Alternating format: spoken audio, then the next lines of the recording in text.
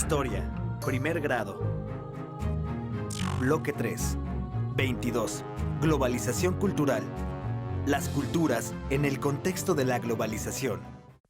En la frontera entre México y Estados Unidos hay muros, vallas, estructuras de acero, ríos, vigas y otros obstáculos naturales o construidos por el ser humano que limitan el libre tránsito entre ambas naciones.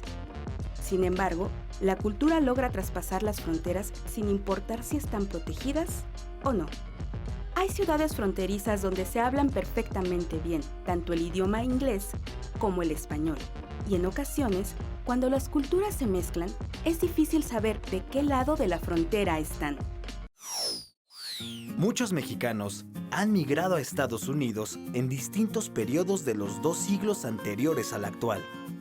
A fines del siglo XIX y en las primeras décadas del siglo XX se dio un flujo importante de migrantes. En ese entonces existían los enganchadores, personas que prometían grandes ganancias a los que buscaban cruzar la frontera. La realidad es que a menudo eran explotados en los campos agrícolas sin poder regresar de inmediato, pues debían pagar la deuda a quienes les patrocinaron el viaje. La violencia de la Revolución Mexicana contribuyó a la salida de mexicanos hacia Estados Unidos a principios del siglo XX. Para remediar la escasez de mano de obra provocada por la Segunda Guerra Mundial, Estados Unidos inició el programa Bracero, mediante el cual contrataba trabajadores mexicanos de manera legal y temporal para trabajar en la agroindustria y los ferrocarriles.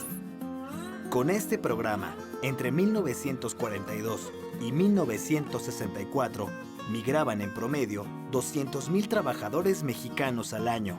La mayoría se concentraba en las ciudades de Texas, California, Arkansas, Arizona y Nuevo México.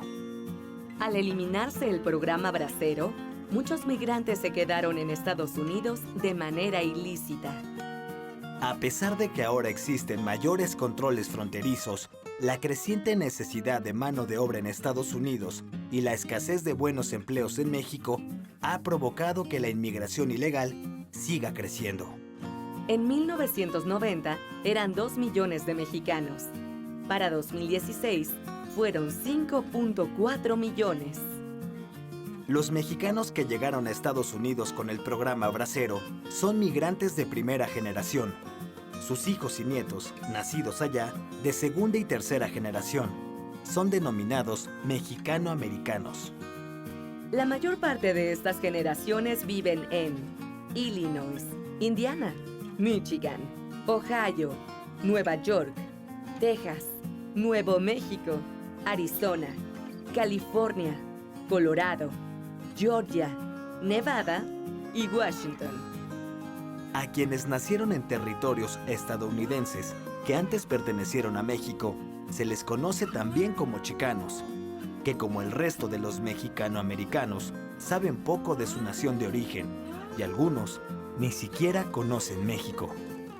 La cultura de los mexicanos que viven en Estados Unidos parece contradictoria. Por un lado, recrean la cultura nacional y por otro, intentan adaptarse a la anglosajona. De hecho, no las mezclan. Toman elementos de una y de otra.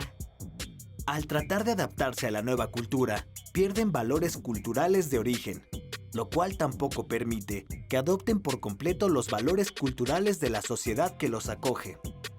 Así comenzó la revalorización de la cultura materna, que no han abandonado del todo, pues se esfuerzan en mantener costumbres, idioma, canciones, mitos y leyendas mexicanos.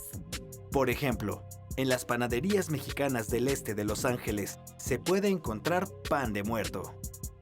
Y las fiestas de 15 años son muy comunes. El convivir con ambas culturas ocasiona que las personas retomen elementos de una o de otra y los vivan de manera paralela. Por ejemplo, en los juegos infantiles es posible escuchar indistintamente a la víbora de la mar y London Bridge.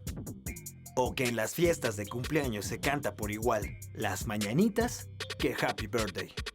En cuanto a la religión, Algunos migrantes conservan sus propios símbolos, como la veneración a la Virgen de Guadalupe, y otros se inclinan por religiones protestantes. La tortilla, elemento característico de la gastronomía mexicana, es consumida por varios sectores de la población, aunque en ciertos lugares colorean la masa para hacerla más atractiva.